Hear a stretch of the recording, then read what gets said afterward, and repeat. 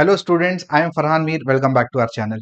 तीसरा प्रॉब्लम दोस्तों स्टार्ट करने जा रहे हैं हम लोग, और मैं तो आपको ये रिकमेंड करूंगा ना कि वीडियो को पॉज करो, प्रॉब्लम खुद ही सॉल्व करने की कोशिश करो, क्योंकि बहुत ही सिंपल प्रॉब्लम है और दो ऑलरेडी हम लोग कर चुके हैं।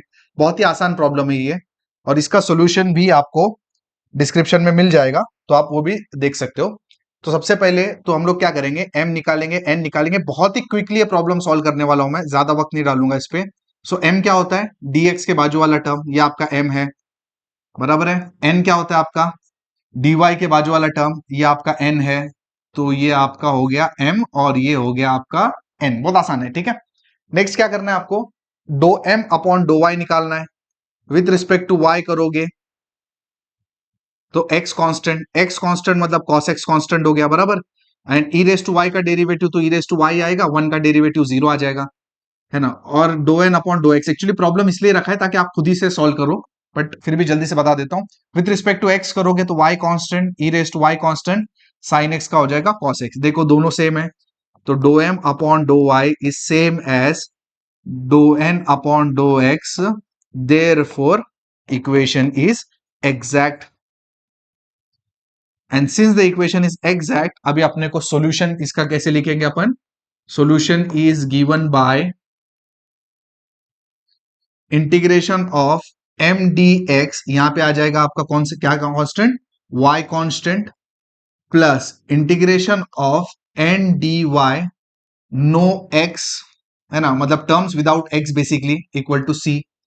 Therefore m D x, m आपका क्या है, ये देखिए ये वाला आपका एम है, so this will be e raise to y plus 1 cos x d x, plus terms without x. अब ये देखिए, अब n में अगर आप देखो ना तो बेसिकली एक ही टर्म है, ठीक है।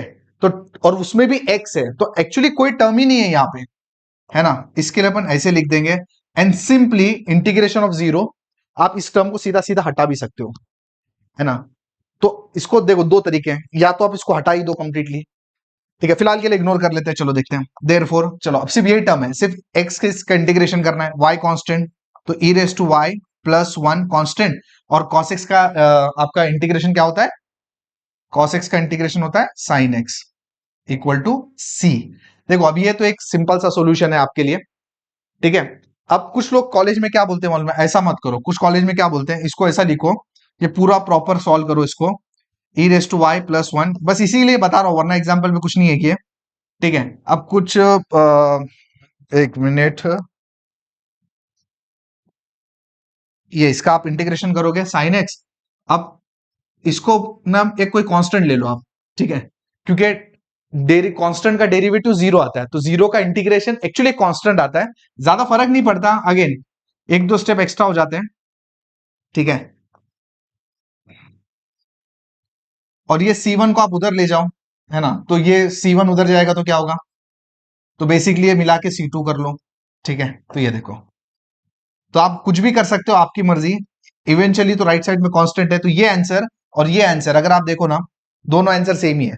तो अगर आपके कॉलेज में कोई प्रॉब्लम नहीं है यूनिट टेस्ट वगैरह में, तो सिंपली ये पार्ट को इग्नोर करो और सीधा ऐसा कर दो। लेकिन कॉलेज वाले बोलते हैं नहीं नहीं, अपने को ऐसा रखने का है ना, क्योंकि जीरो का इंटीग्रेशन भी कुछ दिखाने का है, एक कांस्टेंट चाहिए, तो फर्दर कांस्टेंट लेना है तो आप ले सकते हो, दोनों में से कोई भी जा सकते हो। मेरे ख्याल से ये प्रिफरेबल है, ऐसा करो, काफी आसान है, हो जाएगा काम।